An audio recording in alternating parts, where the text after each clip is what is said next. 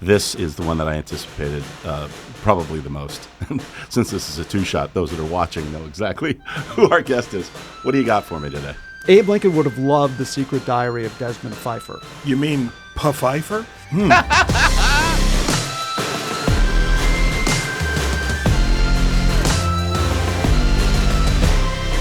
How to Be Abe Lincoln, based on the book by Jonathan Shapiro. And now here are your hosts, Jonathan Shapiro and Greg Grunberg. Chi McBride, thanks for joining us. Thank you. And when we did Desmond Pfeiffer, for about a week and a half, I was probably the most famous black person in America because everybody came after me for doing this thing. And it was one of the worst weeks of my life. So thanks for bringing that up. But seriously, well, tell people. It was. Well, tell people what it is. Well, it was.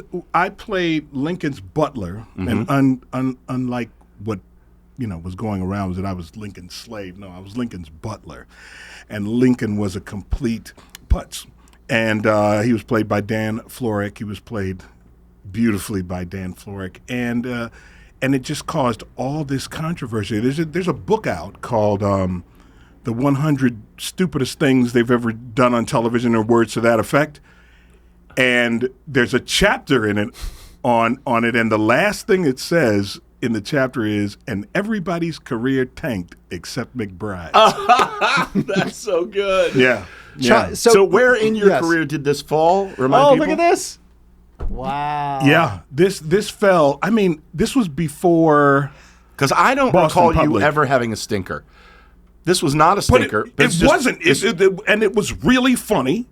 And it just wasn't a hit. But it's not that. It just came down to people decided to use it to earn political capital, and it just went down in flames. So let's give context. What year was this? I want to say it was 90. God, if there was only some device we could look up. We're gonna get. You know what I mean? We're gonna get a team. We're gonna get a team. Make it small, make it portable. Yeah, and good idea. Yeah, that would be a great idea. But I'd be afraid to keep it in my pocket because of radiation. Yeah. That's well, as long as you don't hold it next to your face. Well, who would do that? First episode was October 5th, 1998. 1998. Yeah, it was 1998. And it was on Fox.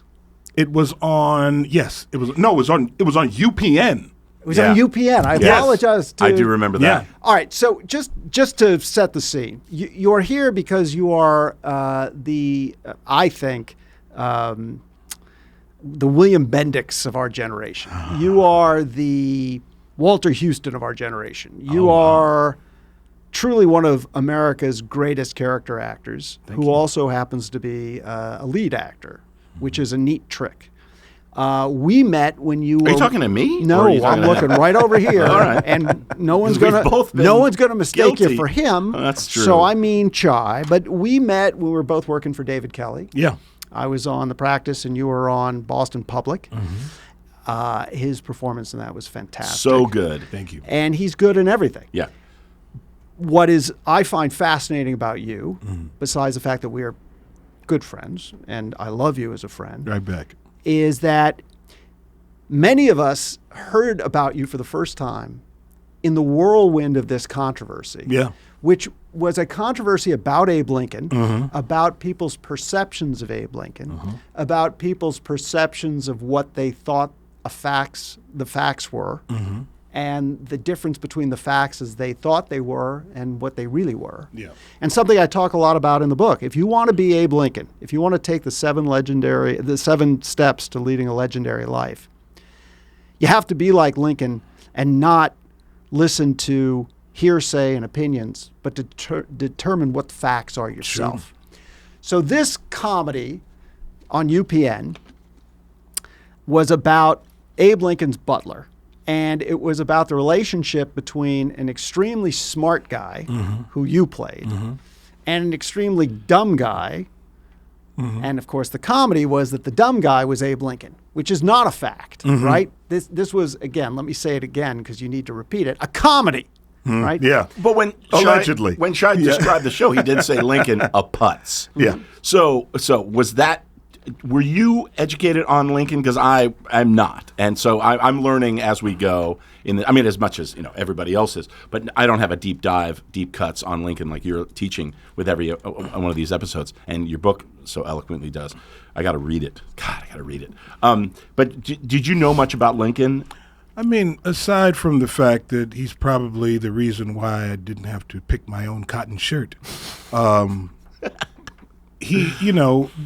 there's a huge, I'll tell you what's controversial. Well, I don't know if we want to get controversial, but there's a guy named Father Clements in Chicago who was adopting at-risk boys, and they were turning out to be fine young men. And there's a huge inscription on the church that he has, and it's a quote from Abe Lincoln. And it was the first time I saw him and affiliated with his party. It says on there, Abe Lincoln, Republican, and I was like, yeah. Yeah, that was the reaction I had. But I'd been educated, of course, in school and all of that. But as far as the deeper intricacies, but I've always been fascinated by Abraham Lincoln. One of the things that in the book that it states is that Lincoln was a man who was constantly trying to better himself, seeking not necessarily perfection, but I think that in contrast to that, in the world that we live in now, much of the condition of the world, in my opinion, is because we're in a situation where we got a bunch of people trying to perfect each other. And Perfect each other. And the idea that man can perfect man, and man cannot perfect man because man is a bad example. Yeah. So, but having these things, and that's where a lot of this terminology comes from, and your truth and my truth and his truth. Like the truth ain't like puppies, man. You don't just go in there and pick the best one.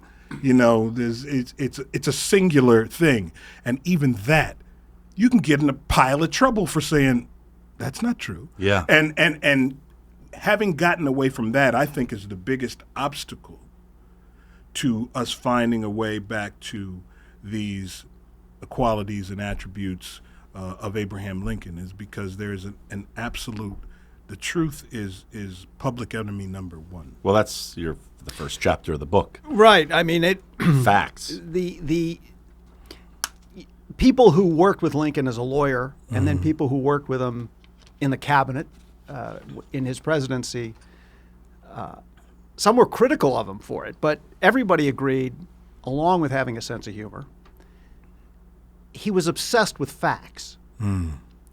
And maybe it was the lawyer in him that one of his contemporaries said he took nothing on faith or trust, but proved it for himself as if he were the first person to discover it. And he would take a lot of time and ask a lot of questions. And where it was possible, he would go out and look for himself. As a lawyer, he'd always walk the scene of the crime.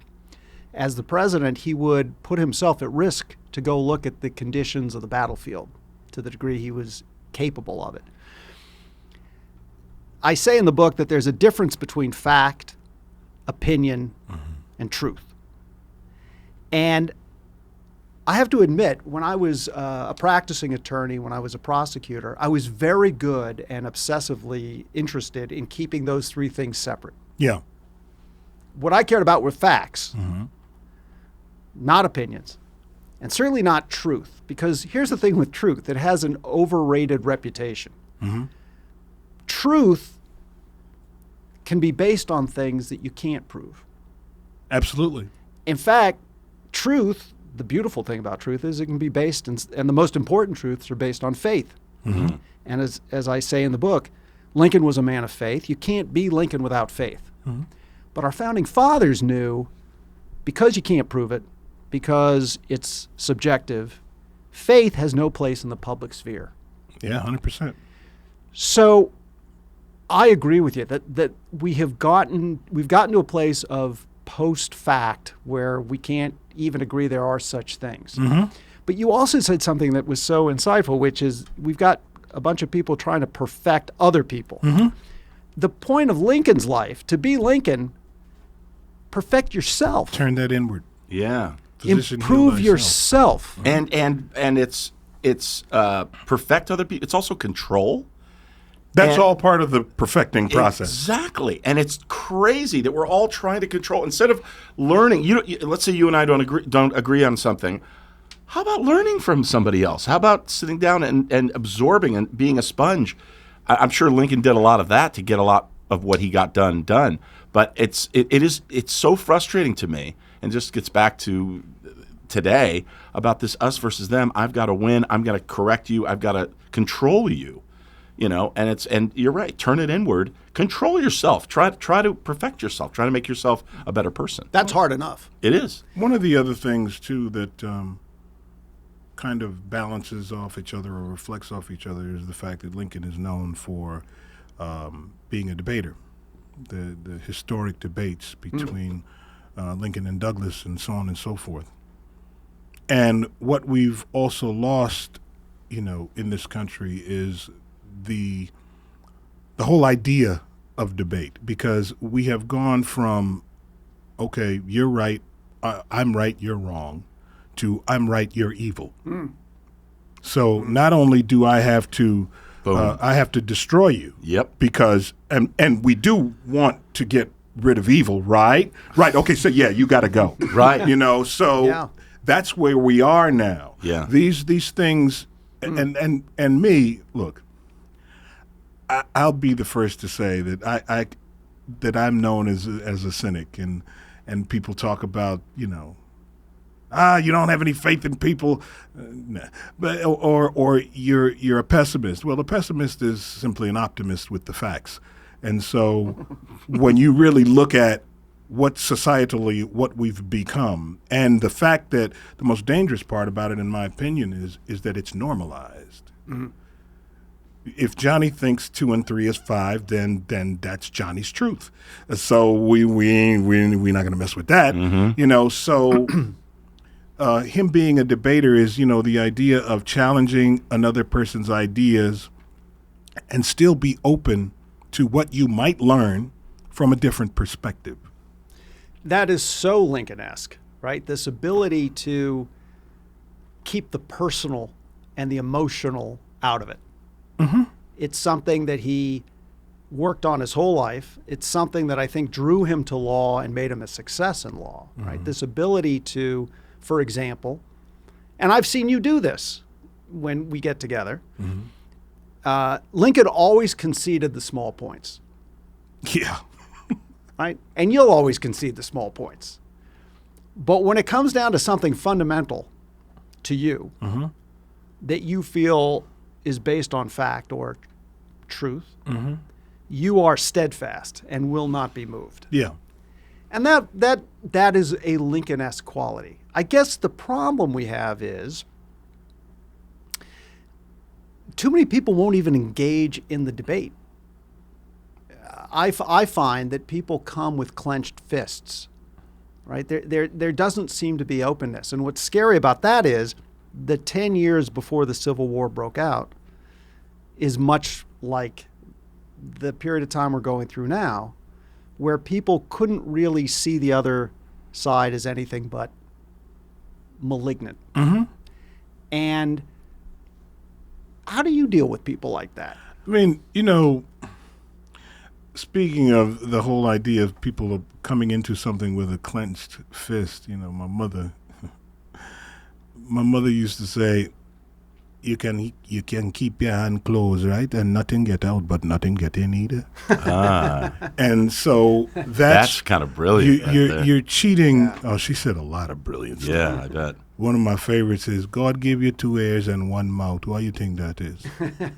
But you close off now. You hoard this thing that you think is of value, which is your opinion. Yeah. And it is, but it's nowhere near worth what you think it's worth. And instead of being able to come in with a hand open, you might get something to add to that thing you're holding so on to that actually does increase its intrinsic value, both to yourself and to society at large. And how I deal with it is, look, man, I'm a man of faith. And I know a lot of people who are not. And the reason why I don't engage them in debate is because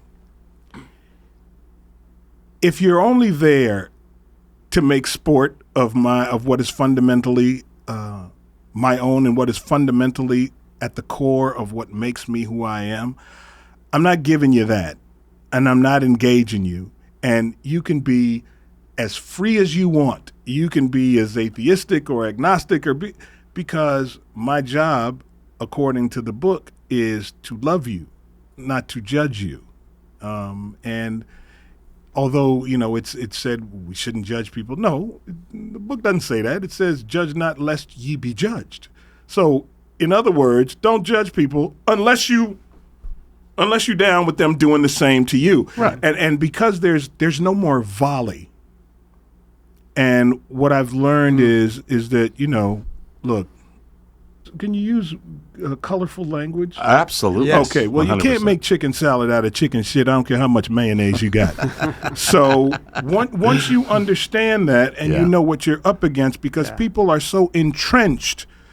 The entrenched is who I can't deal with, because I know a lot of open-minded people. We meet in a group every week that has some very brilliant minds and can hear the things that they don't readily agree with without becoming violently disagreeable. Look, I'm closer to the end of my life than I am to the beginning. Time is fast approaching where I ain't going to be buying green bananas no more. But because of that, I've learned to become very judicious with my time and my oxygen. And that said, it's the reason why I make more wise choices, because there's not a lot of time left. I'm a big wine guy. I love, as you well know, I'm very, very deep into wine, and the time is approaching where I'm not going to be able to buy XYZ wine because I'm not going to be around when it's ready to drink. Wow. Yeah. So Lincoln was a guy who made improvement self-improvement, a lifelong commitment. Right? And no one told him to. He grew up in abject poverty, and he just had that motor in him. Is that something that you always had? I think it's something that yeah, to a degree. Yeah, I would say so. Because when I was growing up, there was much more of an emphasis with education, and that wasn't being the kind that just you learn facts and figures and you regurgitate them, but by really reading books and learning about philosophers and philosophy of life and so on and so forth. As a man of faith, I think that it's become enhanced, over the years because of my belief system, because the book says sanctification is the work of a lifetime. If you believe as I believe or as Lincoln believed, then that just goes with the territory. If this is your belief system, then you know that you're supposed to be working towards something. You won't achieve perfection. I think that's the first step toward bettering yourself, is understanding and accepting that. And you can't, like we were talking about earlier, in perfecting, you can't perfect someone else. You can't even, it doesn't even make sense for you to even look for someone who's perfect, just someone who's perfect for you.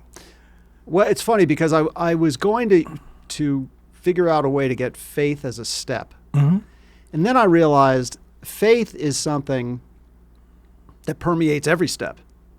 Of the seven steps that lead to a legendary life, to be Abe Lincoln, you have to take these 7 steps. But there's certain things in those 7 steps that are universal to all of them. One is you have to be committed to facts. You cannot be an emotional animal who only thinks in terms of your own experience and think that somehow is a fact because it happened to you or this is your interpretation. But faith is something that you can't do any of these steps without it. You can't even navigate. Certainly Lincoln didn't navigate with maps. A lot of the time he was navigating by faith, and that's just the human experience. What I'm curious about is Abe Lincoln was criticized for his faith, and you talked a little bit about that. We've talked about what it is to be a person of faith in our business and in this area, and it's something you and I have shared. Lincoln was often called a atheist, an agnostic, a heathen, and this was mid-19th century when faith was very, very integral to your character. That would have been if they could have proven that Lincoln didn't believe in God, he never would have been elected anything. And so he was constantly peppered with these questions, and his opponents constantly accused him of this. And partly because he didn't go to church regularly, and partly because he wrote poetry. And he told stories and said things that reflected a real questioning of dogma and of church practice.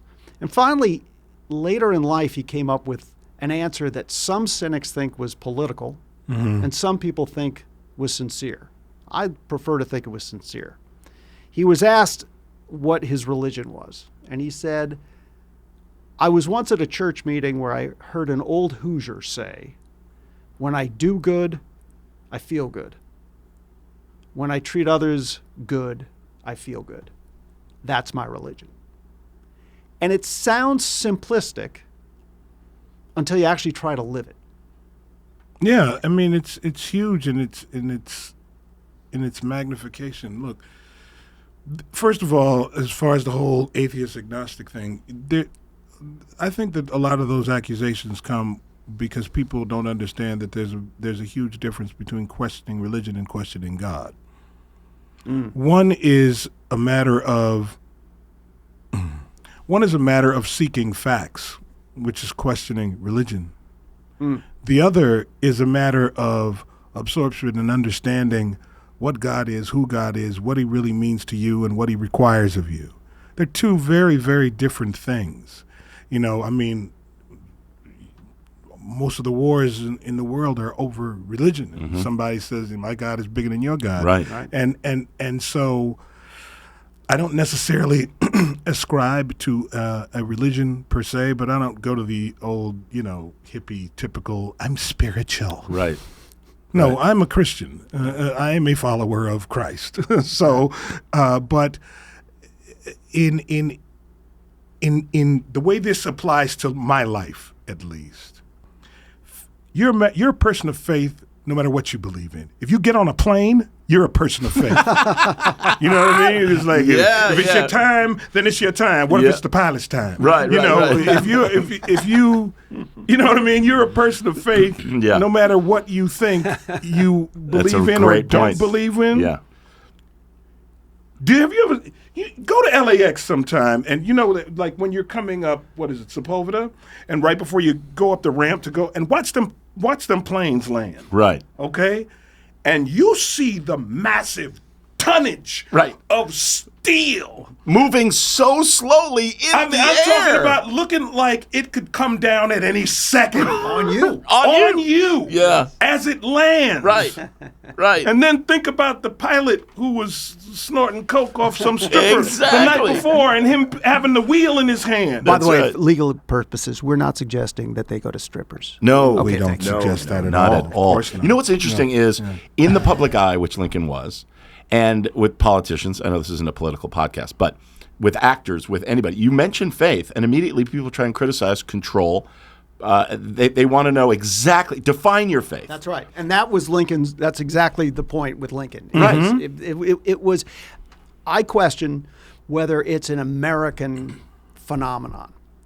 Because from the very beginning of our history, our founders knew to keep faith out of the public sphere. And yet, throughout our history, there was accusations of not having faith.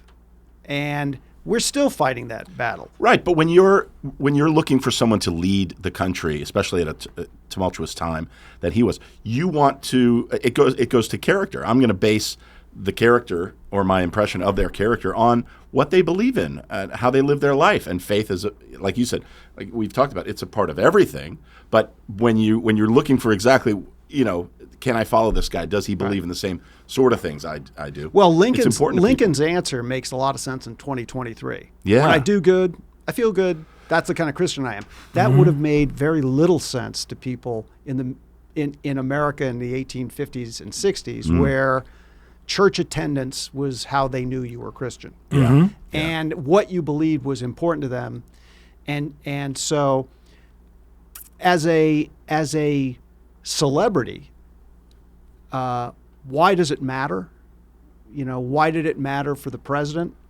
I guess it's because we all want to feel a connection, but we also feel, I guess some people would feel more confident or comfortable with an atheist in that job. I mean, yeah, I think that America was a lot more religious, certainly, than it is now. But, you know, the reason I identify with Lincoln on this particular point is that if you believe what you say you believe, then you don't have to defend it. This is the reason why I don't argue with people. If you want to be an agnostic, if you want me to talk about, you want me to justify my religion, I'm not giving you that play, partner. I'm just not, because I know why you're asking me the question. You're only asking me the question to further denigrate my belief system and further try to say, well, that wasn't prayer. That was something else, you know, and so I'm not engaging it. If I believe what I believe, and the last thing I need to ever defend in my life is God. The book even says, the cattle on 1,000 hills, they are mine. If I were hungry, I would not tell thee. If God wanted a sandwich, he wouldn't ask you, okay? He already is and owns everything. He doesn't need you to defend him. But see, what you have there, what you've described and who you are is Lincoln-esque, in that you have a steadfast faith in knowing what you know and believing in what you believe and in acting accordingly. Like, that is Lincoln. I say in the book that he was a Stoic, and he did read the writings of Marcus Aurelius throughout his life. And what does the Stoic believe? The Stoic, who, by the way, was living at the same time that the book of Deuteronomy was being written, and many of the thoughts that we think of as Judeo-Christian are in fact Stoic. But the idea that our job on earth is to figure out what we believe and to figure out what is right and what is wrong and to live accordingly. Which, again, sounds as simplistic as when I do good, I feel good, but it's the same thing. When you went through the experience of the sitcom that we're talking about, you had a very Lincoln experience, it seemed to me, because you were being criticized for things that were not true. For example, I recall one of the criticisms being, well, Abe Lincoln is one of our greatest presidents. It's terrible that you're making fun of him. And I said, I think Abe Lincoln would have loved it. Abe Lincoln was an absolute master of self-deprecating humor. He loved to make fun of himself. He invited humorists. In fact, the most famous humorist of his day had a character that he wrote about that was in newspapers who would call Abe Lincoln a baboon and would discuss what a fool Abe Lincoln was. Abe Lincoln loved those columns and invited the guy to the White House. And the guy then wrote a column about his visit with that idiot Abe Lincoln. And Lincoln loved that one. Right? Yeah. I've never understood why people don't realize there's nothing more attractive than somebody who can laugh at himself. Yeah. 100%.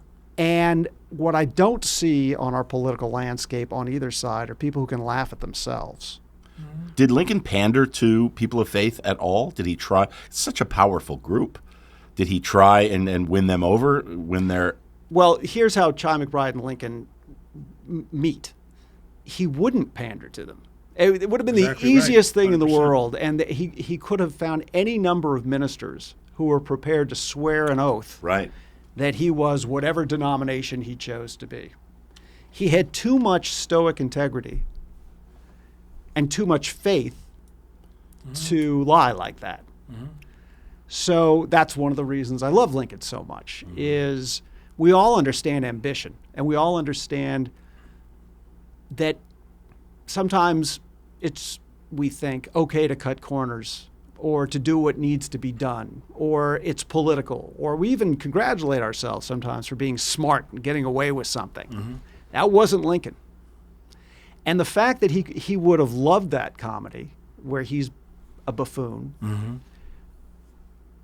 In addition, I think he would have absolutely loved, and there's every indication he would have loved, that the African American, the black character, is actually smarter than everybody else there. Mm-hmm. Mm-hmm. Right? That was something that Lincoln did not come to naturally.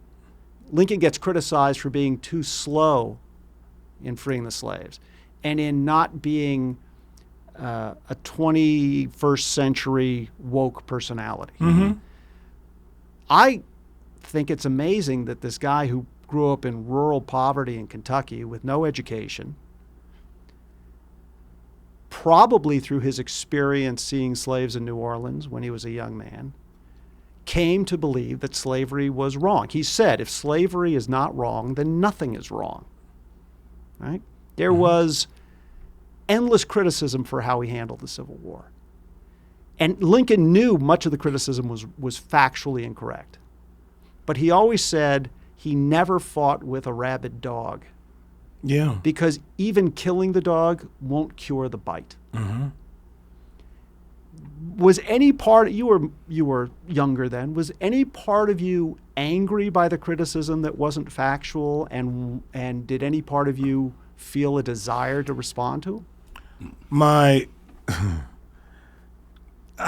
pretty much have had the same principles since just short of the end of my teenage years, and they weren't as developed and specific in that I can connect them to things like politics or religion or anything like that. I just knew that I just was dealing with how I felt about things. You know, the one thing that I don't pick a fight with or want to have an argument with is the most powerful political group in the country, and that's the offended. They change their membership daily, and you know, all they do is drag you down to their level and then beat you with experience. So, how did criticism get through back then? I mean, it wasn't as today. I don't know if you pay attention.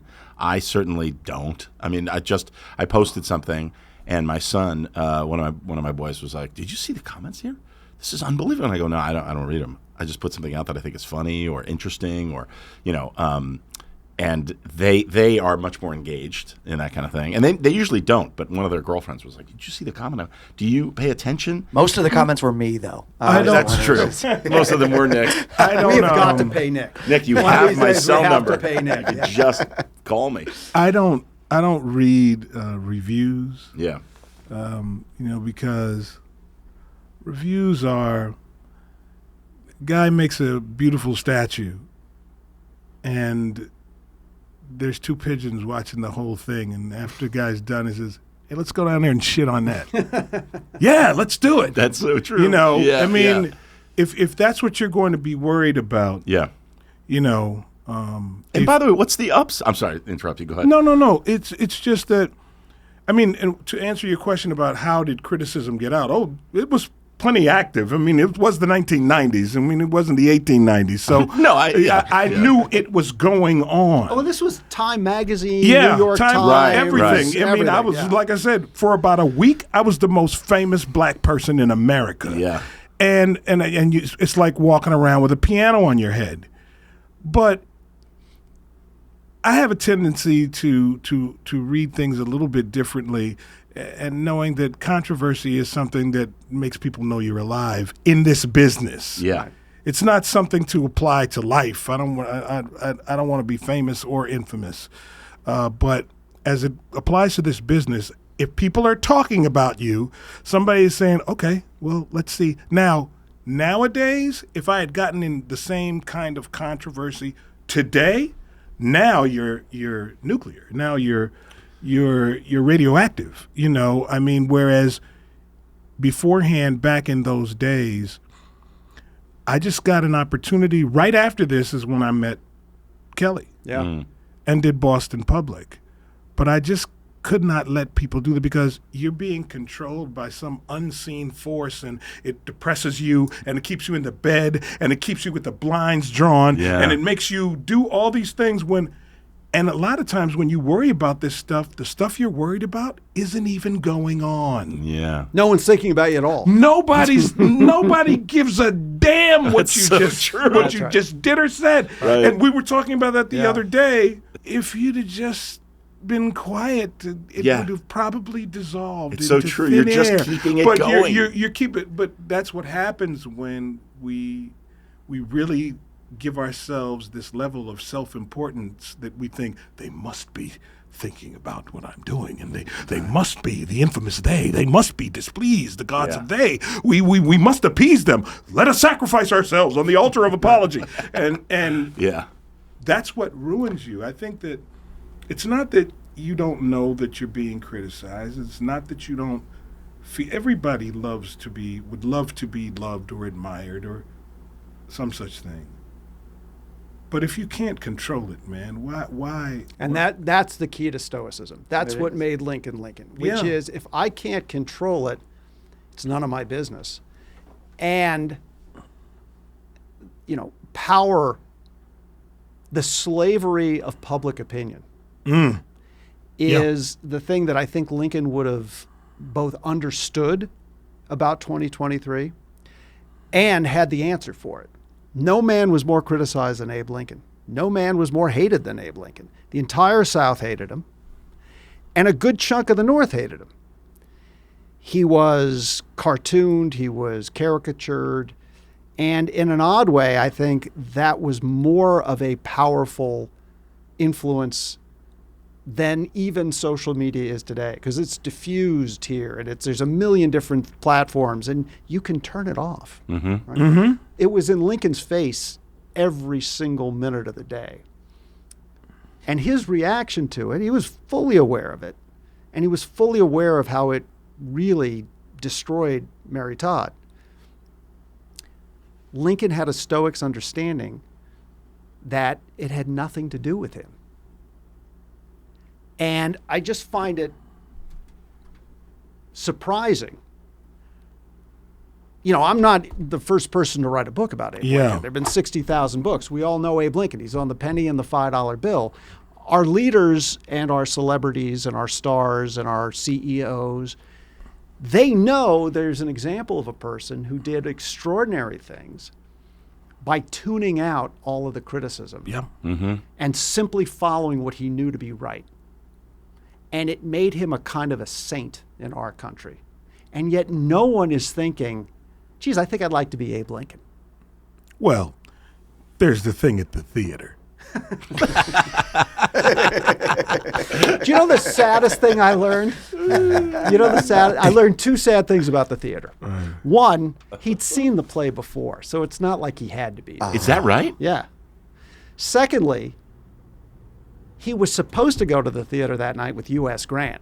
And if General Grant had gone, General Grant had a huge bodyguard of armed soldiers who went with him everywhere. Mm-hmm. Because Mary Todd didn't like Mrs. Grant, because she was a little jealous of her, the Grants didn't want to go, so they didn't.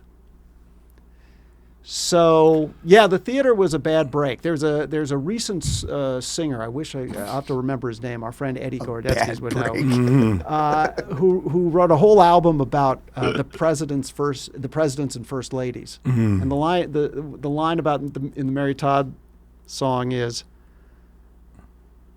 the poor woman, her left ear must have been ringing for days. Which just shows you there's always a new way to look at Lincoln. Mm-hmm. Yeah. Well, can I just ask about the context of that time? Because nowadays there's this own culture. Everybody wants to own the other side. And so nobody learns anything during that whenever you're just trying to hit with points. Was there, and you're almost celebrated now when you own the other side. Mm-hmm. And that's kind of a driving force behind a lot of people complaining and going after you for your tweet, shutting you down or something, because they're hoping for the likes on that one, and there's a reward. Right. What was the context then? Were people interested more in learning, or was there more of a focus on just shut Abe Lincoln down at all costs. Oh, it was much worse. And 11 states left and drew up arms and created armies, and the nation experienced the worst slaughter it's ever experienced before or after. Yeah, but that same thing happened when his pilot came out. It was just as unjust. And it was a whole season. You did a whole season of that. Well, And there were I think we did. I I don't even think we did. I think we did 8 or 9 or something like that. Yeah. I just never believed that this thing would end up killing me, and I wasn't going to let it. But you end up didn't. You killing me. didn't let it. No, And I didn't. there are a lot of Lincoln-esque lessons, and the reason I bring it up is because Lincoln never let that. He lost so many more elections than he won. He was a one-term congressman because he was one of the few people who stood up and said the Mexican-American War is wrong. We shouldn't do it. And he knew that was going to cost him, and it did. Yeah. He lost pretty much every race he ran afterwards, and really didn't. You know, as I say in the book, Abe Lincoln used to tell a lot of jokes about himself, about how he looked and about his background. But Abe Lincoln loved being Abe Lincoln. No man who didn't love himself would have put himself out there so often. No man who really hated his appearance wouldn't have taken more photographs than any American ever at that time.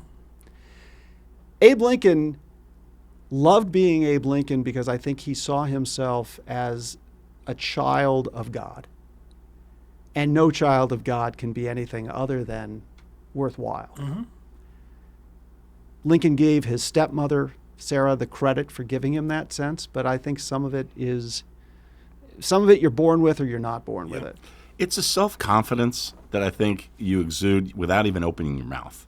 You're going to hate that I'm going to compliment you, but when we were on set together on 5-0, it's like you walk on That's this, Hawaii 5-0, Yeah. ladies and gentlemen. You walk on this. you walk on the set, dude, and I don't care what character you're playing. I don't think you need to be on every set. I try to do a little of that. You just have this ease about you, this confidence about you. You do, man, and it's like. It's not like, you're not trying to please everybody or whatever, but you walk on the set and you're just like, okay, this is professional, this is great. I think Lincoln may have had that same, Oh, no question. you know, where just his presence, he's confident in who he is, so he doesn't have to try very hard. He doesn't, you know, I'm so lucky.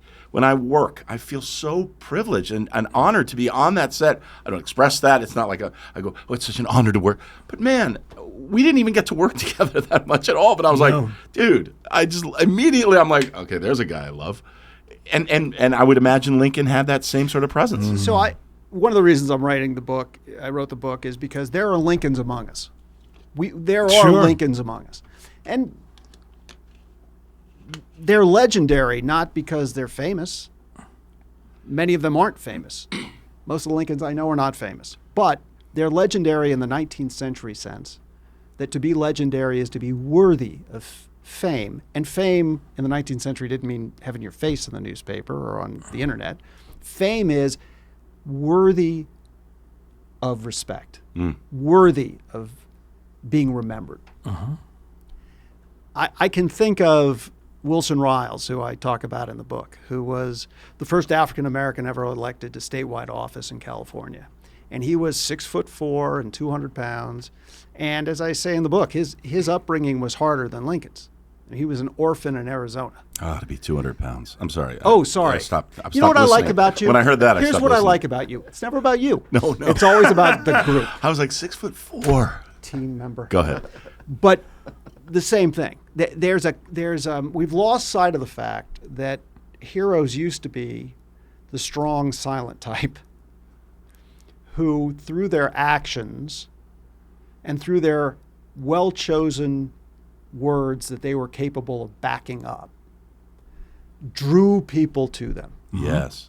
These are the ones who didn't spike the ball. I think of Jim Brown, Jim Brown, man. right? Yeah.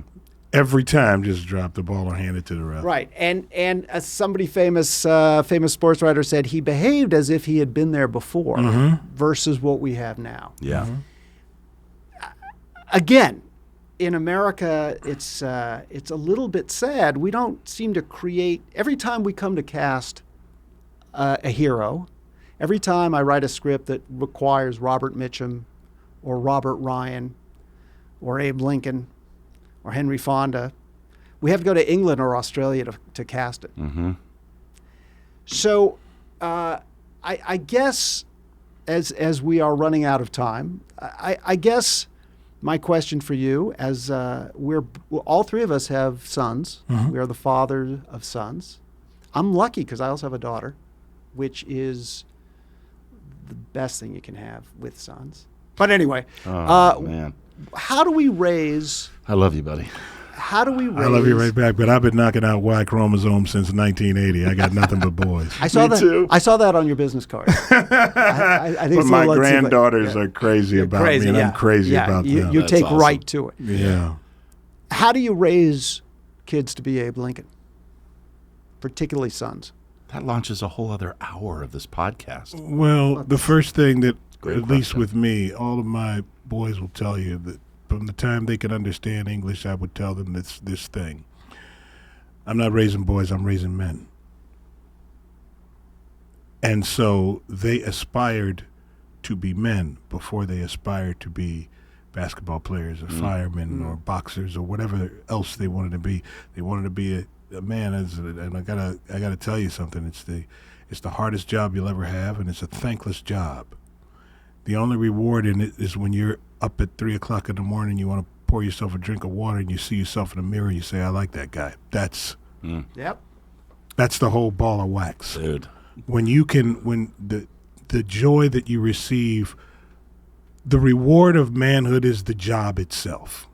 It's not what you become occupationally. It's not how much money that you earn.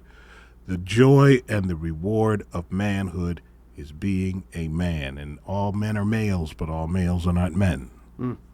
And so that principle encompasses a whole lot. It's a big umbrella. You know, it's about keeping your word. It's about accountability. It's about responsibility. It's about, listening. It's about knowing when to say and knowing when to STFU. You know, all of these things. All of the things that make someone legendary, That- worthy exactly of right. fame, Yeah. because of the classic principle. That's beautiful. Dude, you are worthy of that. I appreciate you coming in, man. You're sweet. He's a I really beautiful do. man. And what the viewer listener can't see, but which I get to see every Friday, he's got the most beautiful ankles, particularly for such a large man. Thanks for coming on. Thank you, guys. I enjoyed it very, very much. Oh, so good. The How to Be Abe Lincoln podcast is based on the book How to Be Abe Lincoln: 7 Steps to Leading a Legendary Life by Jonathan Shapiro. Out now everywhere. The podcast is produced and hosted by Jonathan Shapiro and Greg Grunberg. Music, editing, and producing by Nick Marzak. This has been another Motel Podcasts production.